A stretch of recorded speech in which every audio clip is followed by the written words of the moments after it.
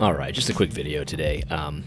I was thinking, and I'm trying to not let this turn into a rant, so time to get measured. Woosah, woosah. All right, so I was thinking this morning. I remember I was thinking about early on when I was a Christian, when I first came to Christ. Some of you may have heard the story. I'm not going to get too much into it, but one of the primary motivating factors for me to return to church, I visited my father who lives in rural Ohio. He lives like right on the Ohio-Kentucky border. And I went to his church over Thanksgiving, and they were preaching through the prodigal son, and the pastor was leaning super heavy on Tim Keller's book, The Prodigal God. And that was kind of my first kind of reintroduction into the gospel of Jesus Christ. And so I read The Prodigal God. I found out that Tim Keller was in New York City. I lived in New York at the time. I lived in Murray Hill in Manhattan. And you know, I went to his church, and I started, I realized that he had a ton of content online, so I started listening to sermons, podcasts, tons of stuff from Tim Keller. And I remember this one sermon that I thought was really, really good, and it was about oh man, I think it was Jonah, where Jonah doesn't want to go to Nineveh. And God says to Jonah, should I not love that great city where there's so many people that don't know their right hand from their left? And the whole purpose of the sermon was to talk about, the strategic, value of planting churches in the city, in urban environments. And I thought it was great. I mean, I lived in the city. I'm a city kid, my family was from the Bronx. I lived in New York City for like 8 years.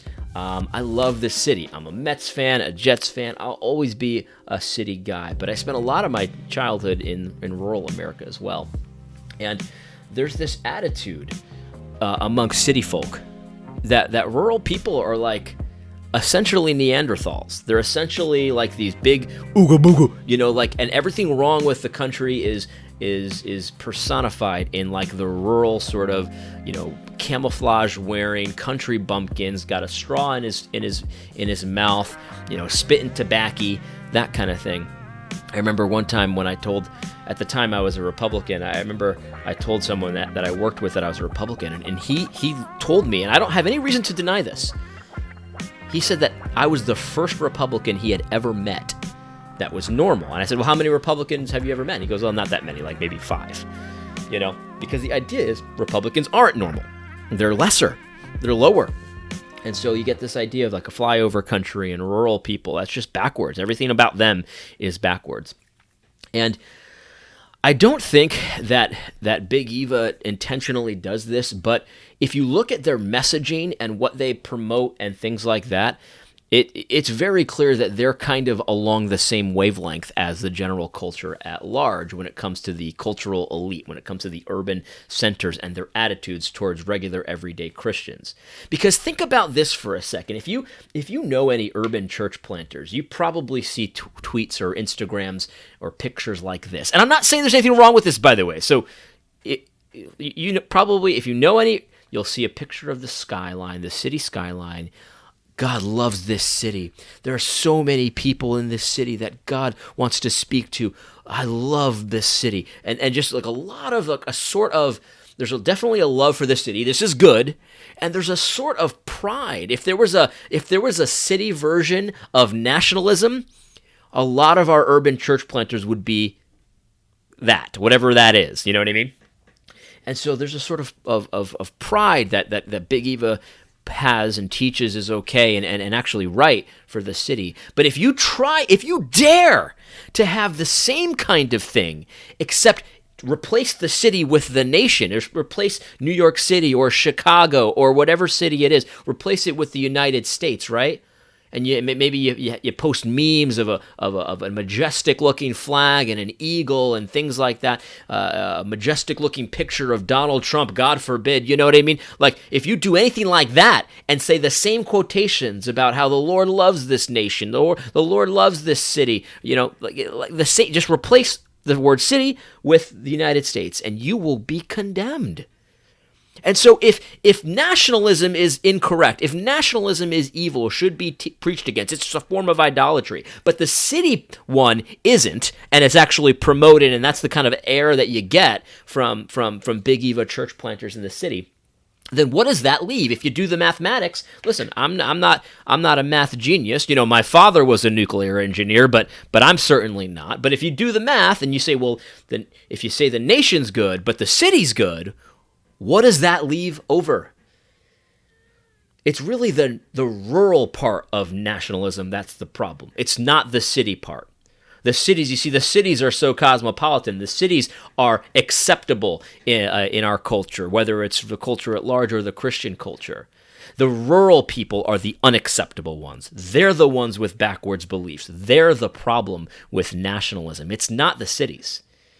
And again, I don't think this is intentional by a lot of people, but this idea that if nationalism is something that is automatically idolatry, you got to reject it, well, you better start rejecting those photos of a majestic-looking city skyline talking about how great this city is. I don't think that's going to happen anytime soon. Now, I would say that there are some people that do this intentionally. And if you look, I mean, again, the rhetoric, it's a lot of the rhetoric, it's so steeped in progressive cosmopolitan, propaganda. You remember that interview with Matt Chandler and Vice, where he's like talking about there's the fearful Christians that voted for Trump. I mean, they're just sitting there at their hootenannies and their hoedowns, and they're just terrified of these transgender bathrooms. Like, I mean, I know I don't want to say he did that intentionally, but you don't see it the opposite way. Now, I'm not saying that there isn't any hate for city folks. I mean, city slickers and all that. Again, like I said, I had a mixed background. So I lived in the city, also lived in the country. So I know that people rip city slickers as well. And so I'm not saying there's innocence on either side. But if you look at the general thrust of Big Eva, I really hate that. I really hate that. This idea that regular everyday folks are just like country bumpkins, they're just losers, they're just backwards Neanderthals. I think I said in my last video that me and my wife are considering buying a house. And so there's two houses that we were looking at in particular. One of them is in the town, right in town, and it's a smaller house, and it's got a little bit of land, but not that much. Right in town, though, so it's like very convenient, and there's a lot of benefits to that. And then there's this other house that's in the country. And it's a bigger house. It's got a lot of land, and we're not sure about it. But anyway, we toured that house, and the owners were home when we toured it, and they seem like great folks. They seem like great folks. And the husband was watching Fox News. I haven't watched Fox News in probably the last 3, 4, 5 years. I watched a little bit with this guy as I was talking to him. And he had Trump bumper stickers and things on the wall. These are the people that, like, the progressives sitting in their hoity-toity, neighborhoods in New York, that kind of thing. They fear these people. These are like the scum of the earth. And this guy and his wife were just fine people. I loved chatting with him for a bit. And I don't want to say like these are my people, but man, I hate when people like that get slandered. I really do. I really hate it. I don't know why that just grates on me, but it really, really does. It grates on me when hoity-toity types, people that have a ton of money, they spend $6 on a latte at Starbucks every morning kind of thing, rip common everyday folks that are just trying to get by. I hate that. I don't know. I don't really know what the point of this video was, but maybe you feel the same way I do, maybe you don't, but I really dislike the whole attitude. Anyway, I hope this video wasn't too depressing. I hope it wasn't too angry. God bless.